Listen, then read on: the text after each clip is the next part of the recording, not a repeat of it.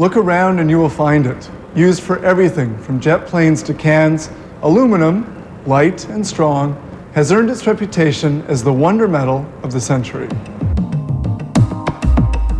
Aluminum, so widely used today, and the world's most abundant metallic element, does not occur in a natural state.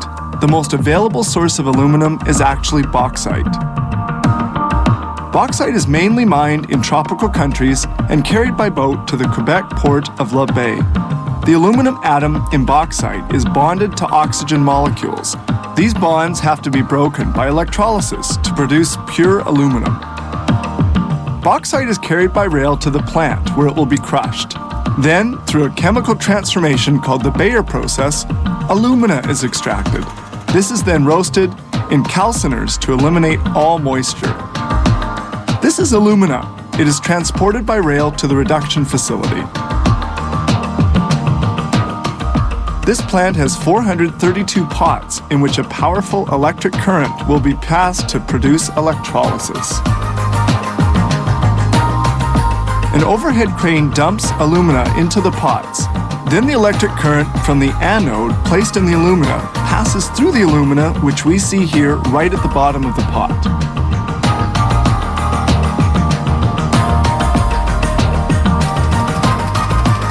Via the process of reduction of the alumina at 950 degrees centigrade, the anodes lose volume and will have to be replaced.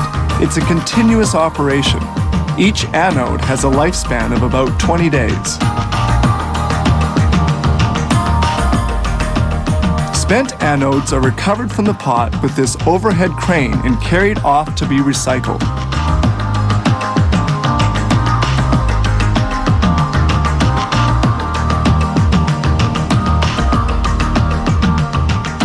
They clean the aluminum rods, which will then be reused.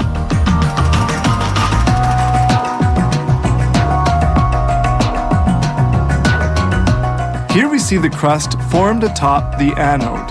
When the anodes are replaced, the accumulated impurities have to be recovered from the top of the pots.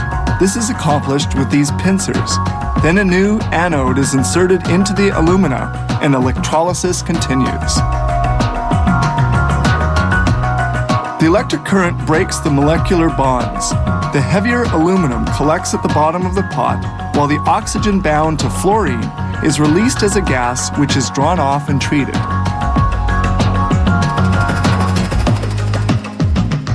The liquefied aluminum remains at the bottom of the pot. It has to be recovered in this huge crucible with a tube. The tube is dipped into the bottom of the pot and a vacuum system draws the molten aluminum from the crucible. The aluminum is recovered in a short time. Air is vacuumed from the crucible by a flexible pipe held by an operator.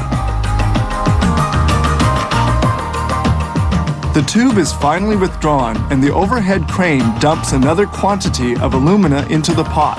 Thus, the aluminum fabrication process continues uninterrupted. The crucibles filled with molten aluminum are transported to the casting house. Their contents are poured into holding furnaces which have a capacity of 60 tons. In these very hot furnaces, the molten aluminum is stored to await casting. Finally, casting begins. The aluminum is either semi-continuously vertically cast, producing ingots, sheets, or billets, or directly cast into semi-finished products. The cooling of aluminum pieces is accelerated by water sprays.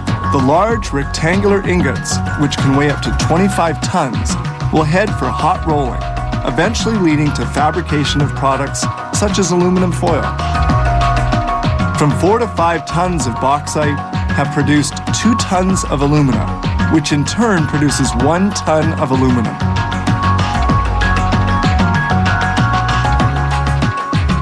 This particular plant produces 200,000 tons of aluminum annually, yet some other facilities can turn out as much as 400,000 tons.